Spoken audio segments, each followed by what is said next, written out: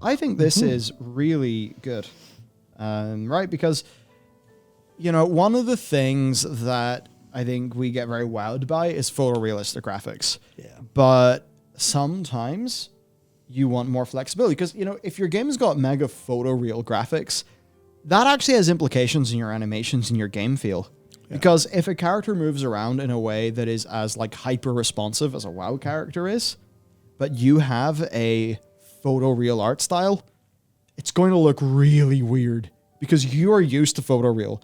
Like if an orc just walked in, or you saw one walking down the street, pretty weird. Like you'd know how it would move because you know how a human moves, right? But then if it's like a video game orc and it's got to be all responsive for gameplay and all of that, you'd be like, oh, whoa, it moved to the left way too quick. It turned on a dime.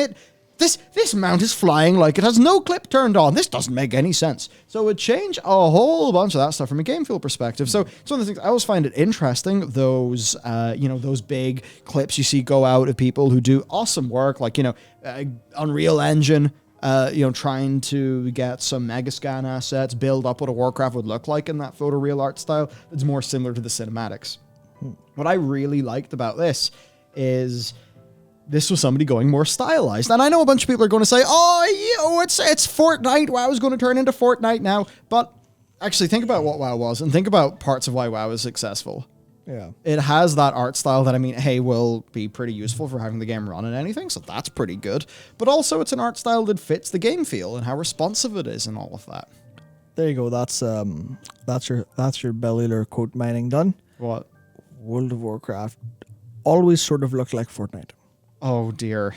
You didn't literally say that, but sad.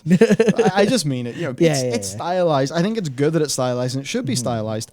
And I'm just really happy that somebody has went in and actually done this in Unreal to kind of give us an idea of what a scene like that, what it would actually look like in that art style. Yeah, it also kind of. So let's bring this up for everyone. You also just remember. Blizzard Tree would be slightly different to that. All these things would be slightly different if Blizzard did them, and they would feel more familiar. But this is getting you, 80% of the way there to show you this is like, big picture, some of how it would look and feel. Yes. So I think it's a really cool project that this person has worked on. And I think if there ever was to be a WoW 2, it would probably be more like that. Oh, definitely, yeah. Now, as well, this is very much more one-to-one with the Mulgore that we have. I do think that if they were doing it, they would maybe, have maybe, I wouldn't say draw distance, but, there might be just a little bit higher, density of things. Of course, yeah. Yeah. But so it's like what you would want, is you wouldn't want a WoW to suddenly be photoreal and look like the cinematics, because that would have implications in gameplay, actually, but also it would have implications in production pipeline. Yeah. Like really big ones that would mean you and me would get less game, and that would suck. Yeah, you look at one of the greatest success stories of recent indies was almost definitely Valheim. Yeah. And Valheim was like, wow, this is quite a lot of game. Obviously the systems are well done, and you just go, well, what? How'd you do this? And they just went, fired a couple polygons, thought of a really nice shader, everything matched the perfectly same art style, so everyone's like, this looks great. Does it look like it's been thrown together by indies? Yes. Does that matter? No, because it looks good. Yeah, it evokes the feel that we want from that game. And I think that's where, that's where World of Warcraft, if you're making a game that's really heavily, like, content-oriented, this is the approach you want to make. You want to make your life as easy as possible. Yeah. Unless you're doing something like an Anthem where you're like, this has to be so pretty that all the investors are wowed or will be cancelled. But you want that thing of, how can we make as much as possible? Yeah, like if we think about those AAA games that launch with not enough content, and it's like a part of that is because you've made it really expensive to make content. Therefore, they're big open worlds that are just, continually reusing the open world. And the thing then is like, so I think you would keep the style.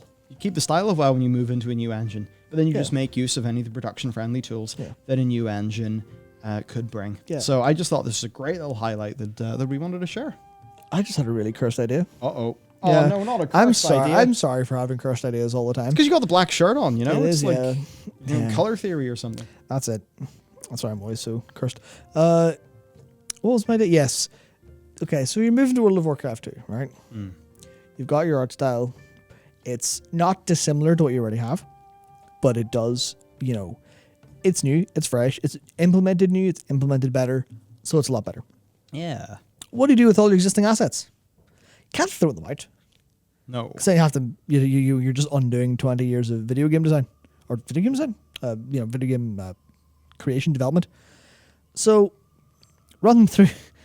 Inspired by the Chrono Cross remaster, just run them through some AI upskilling. That'll work 100% of the time. That's what I'm genuinely afraid World of Warcraft 2 would end up doing. If they did it, no way. Just AI upscale all of your gear. No way. No way. You video game terrorist, you. Sorry, that'd be madness. Literally inspired by looking at the Chrono Cross ones. Yeah. Oh, interesting. Yeah, the Chrono Cross remaster applied a bunch of AI upskilling to stuff, and sometimes it looks good, but you look at some assets and go, "Oh Jesus, that is not what that's supposed to look like." I'm sorry. The only GTA that I played at my friend's house was like Vice City or 3. Yeah, I never really played. Like, I know people are so nostalgic for Grove Street. I never really played San Andreas, so I've been going through it, and I've been having fun. There's just something about just feeling at home with the boys. I don't know, in that game that's pretty cool. But man, that remaster is insane. Because you see when you're driving around the city, it looks pretty good. And then you look close at things, or you look at, what's your man? It's that scene that gets memed where he pulls up to the drive-thru and you're just like, I want a number 9, a number 9, a number 9 with extra dip, and a number 9. And he's just he's ordering like so many things, and it's like this funny little scene. That guy. He did not. I mean, per CJ. CJ did not survive that remaster well, but none of them did. I think is it Smokey. He survived pretty okay, but oh man. So it's that really weird thing. But it turns out that remaster is based off the phone port. Yep. Crazy clown world. I actually work away. I'll drop a little example into this document later just to show of Chrono Cross. No. GTA. Because I had an image on Notion handy from earlier. Very good.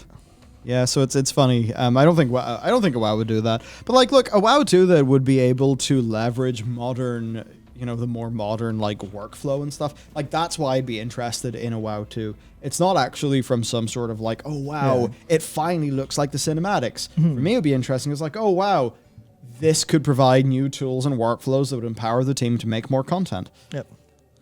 There's the lads. Yep. Looking good, fellas. Mm-hmm. Yeah. Yeah, it's kind of funny. To be fair, that's not even anything to do with the upskilling. It's just... yeah, it's just looking funky. So, right, there's that.